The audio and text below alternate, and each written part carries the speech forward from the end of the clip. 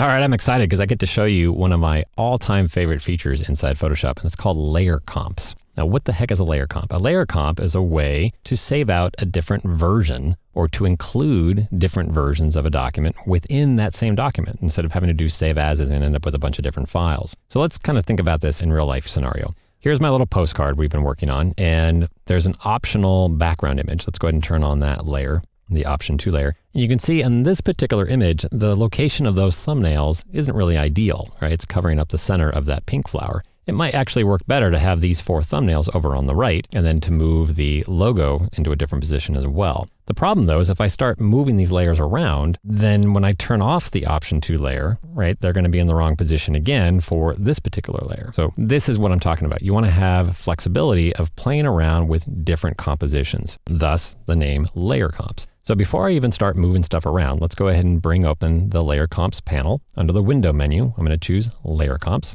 And there's the little icon for it. And right now, there's no additional comp being saved in this particular document. What I want to do is capture the document as it looks right now as something called a new layer comp that I can then give a name. So I'm going to go ahead and click the new button on the bottom of the layers comp panel. And it says, great, you're going to create a new comp. What do you want to call it? Well, I'm going to call it option 1 because that's the particular image that I have visible at the very bottom of the layer stack here, option 1, okay? I want the layer comp to pay attention now to the visibility of the particular layers, their position, and their appearance if I'm using layer styles. Now in this particular example, I haven't used layer styles yet, but that becomes really powerful later on when you actually start adding effects, like a drop shadow or a glow or a stroke. You may want to play with different appearances of those. You might want the stroke to be black in one comp or white in a different comp. So this gives you that flexibility. I'm going to go ahead and click OK. And what's happened now is that Photoshop has remembered, taken a snapshot, if you will, of the current state of the layers panel as it exists right now and has saved that as an option. And we called it option 1. At this point now, I can go freely move and change the position of these layers, turn layers on and off, add layer styles,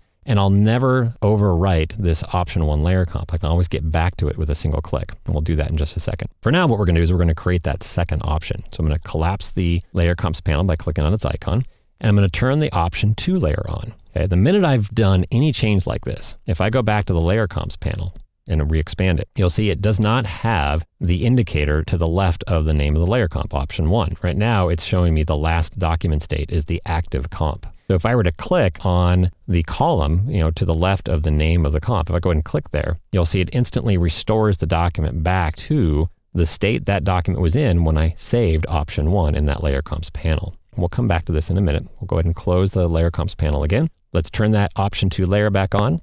Now to help me out, I've already got some guides created in this document. I'm going to turn them on by going to the view menu, down to show and show guides. So now I want to start moving these 4 thumbnails to a different location. I'm going to go ahead and select all 4 of them. I can just actually click on the whole group by clicking on the name of the group in the layers panel. And with my move tool, I'm going to simply drag those 4 thumbnails over here to the other side of the document window here. And I might want to move the logo as well. So I'm going to click on the logo group in the layers panel, and I'm going to reposition that as well. I'm going to hold down the shift key so it only moves horizontally.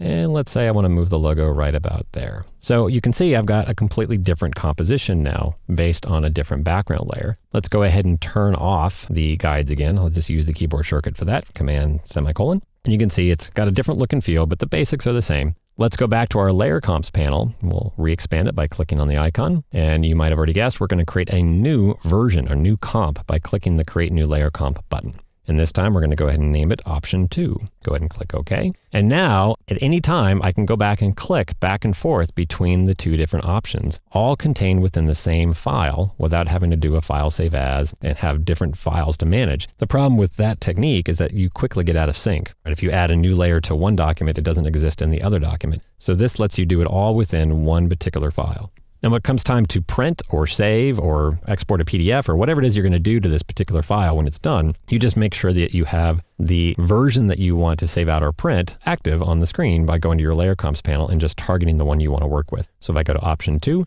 if I were to go to print now or do a save as and save out a JPEG or whatever, I'm only going to see the visible area in my current screen. That will be what gets saved out. So we'll go ahead and collapse the layer comps panel back down. And just in summary, layer comps are really a designer's best friend. They really give you that flexibility to play around and experiment without having to commit to a particular direction. and then quickly go back and forth and synchronize any change that you want to happen across all the different layer comps.